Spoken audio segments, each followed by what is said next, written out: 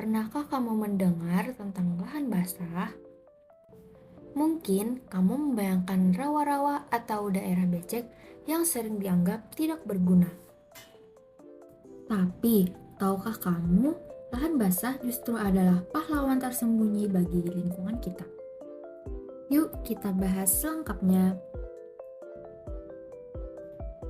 Lahan basah adalah wilayah yang selalu tergenang air, baik secara permanen maupun musiman. Airnya bisa tawar, payau, atau asin. Contoh dari lahan basah antara lain adalah rawa. Rawa adalah wilayah daratan yang selalu tergenang air, biasanya ditumbuhi tanaman air. Rawa bisa terbentuk secara alami di daratan rendah, dekat sungai, danau, atau pantai. Danau adalah cekungan di permukaan bumi yang terisi air, baik air hujan, sungai, maupun mata air. Biasanya dikelilingi dengan daratan.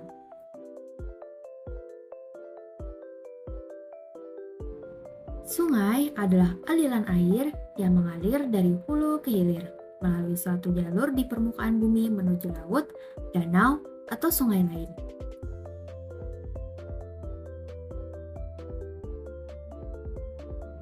Sawah adalah lahan pertanian yang biasanya digenangi air dan digunakan untuk menanam padi.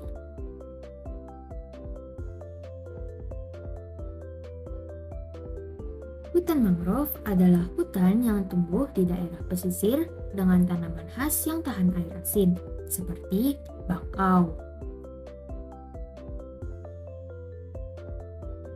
Hutan gambut adalah hutan yang tumbuh di atas tanah gambut, yaitu tanah yang terbentuk dari sisa-sisa tumbuhan yang membusuk secara perlahan di lahan basah. Menurut konvensi Ramsar, lahan basah mencakup wilayah yang berawa, berair, berpayau, bahkan kawasan laut dangkal hingga kedalaman 6 meter saat surut. Jadi, lahan basah itu sangat luas definisinya. Lahan basah punya banyak fungsi penting loh. Salah satunya untuk menyaring air secara alami seperti ginjal bagi bumi, menyerap karbon, membantu mengurangi dampak perubahan iklim, sebagai habitat dari berbagai makhluk hidup dari burung, air, ikan, hingga tumbuhan langka.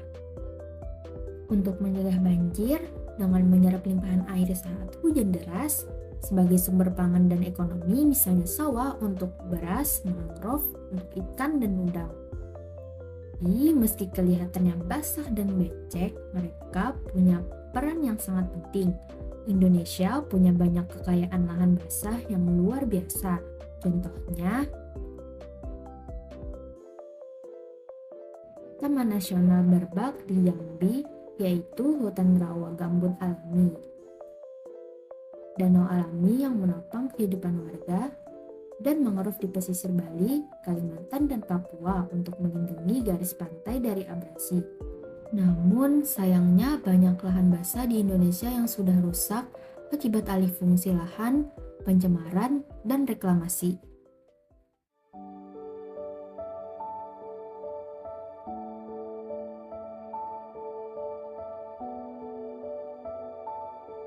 Lahan basah menyimpan cadangan air, menyerap karbon, mencegah banjir, menjadi habitat berbagai satwa, dan menopang mata pencaharian masyarakat sekitar.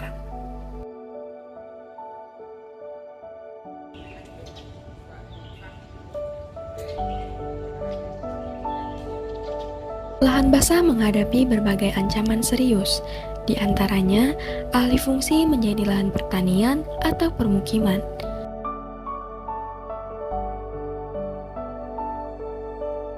Banyak lahan basah dikeringkan untuk dijadikan sawah, perkebunan, atau pembangunan perumahan.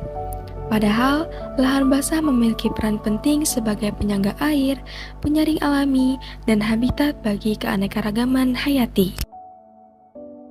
Selanjutnya, kebakaran hutan dan lahan gambut. Lahan gambut yang kering sangat mudah terbakar, apalagi saat musim kemarau atau akibat pembukaan lahan dengan cara membakar. Kebakaran ini merusak ekosistem, melepaskan emisi karbon tinggi, dan menyebabkan bencana asap. Jika terus dibiarkan, kita akan kehilangan manfaat besar dari lahan basah. Lahan basah harus dilestarikan. Kita semua bisa ikut berperan dalam menjaga lahan basah, yaitu dengan cara ikut serta dalam kegiatan penanaman mangrove. Mangrove tidak hanya melindungi garis pantai dari abrasi dan badai, tetapi juga menjadi rumah bagi berbagai jenis ikan, burung, dan biota laut. Bergabung dalam program penanaman mangrove adalah langkah nyata untuk memulihkan ekosistem pesisir. Edukasi kepada orang-orang sekitar tentang pentingnya lahan basah juga perlu dilakukan. Banyak orang belum menyadari betapa pentingnya peran lahan basah. Dengan berbagai informasi melalui percakapan, media sosial, atau kegiatan komunitas-komunitas lainnya, kita bisa menumbuhkan kesadaran dan kepedulian bersama. Kebiasaan tidak membuang sampah sembarangan, terutama di sungai dan danau, juga perlu dilakukan. Sampah yang dibuang ke sungai akhirnya akan bermuara ke lahan basah dan laut sehingga mencemari habitat alami. Dengan langkah kecil, kita bisa memberikan dampak yang besar. Tindakan sederhana yang dilakukan secara konsisten oleh banyak orang dapat membawa perubahan besar bagi keberlangsungan lahan basah dan kehidupan di dalamnya.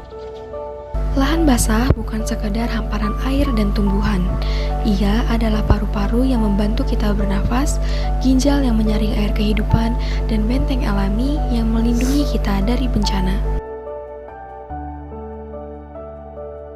Tanpa lahan basah, kita kehilangan penyangga penting bumi ini.